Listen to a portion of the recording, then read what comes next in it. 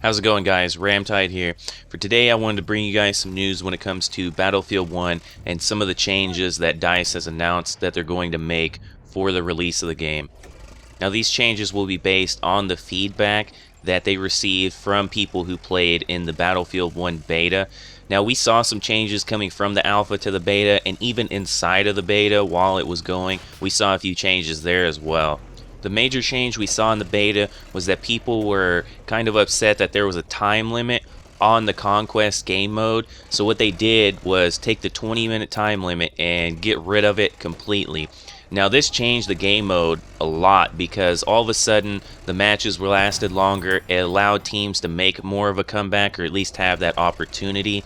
And at the same time, the behemoth, which was the train on this particular map, became much more effective because sometimes the train would come in and it would be way too late. The team didn't have an opportunity to make a comeback. So that's one of the changes they made, as well as unlocking all the weapons for the final day. I wish they would have done this for a little bit longer.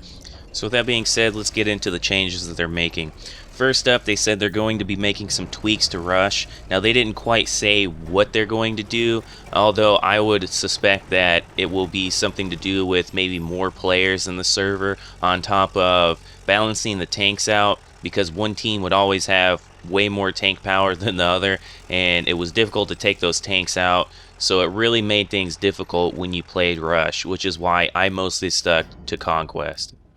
They also said something about balancing weapons and vehicles. Now they didn't say much about that. They did go into a few details, such as they felt that the horse had too much health, and that was something that the community had relayed to them as well. So they'll probably be tweaking that, and the horses will be much easier to take out from now on.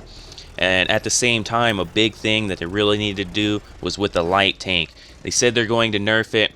They didn't quite say how.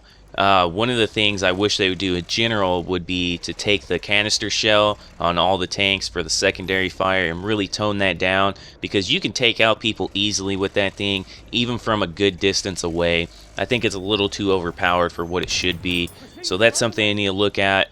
And one of the biggest things coming from the community was that it was too difficult to take out vehicles, especially early on when you didn't have all the gadgets unlocked. So DICE said that they would be doing something about this to help people deal with the vehicles earlier on in the game, and at the same time they did say that they're going to be inserting a gadget for the support class, so that'll make the support class a lot more effective. I think they should have something for every class to be effective in a sense, so this will help out in that regard. They did say previously that every class basically would be able to take out vehicles, so we'll see how this goes once the primary game comes out.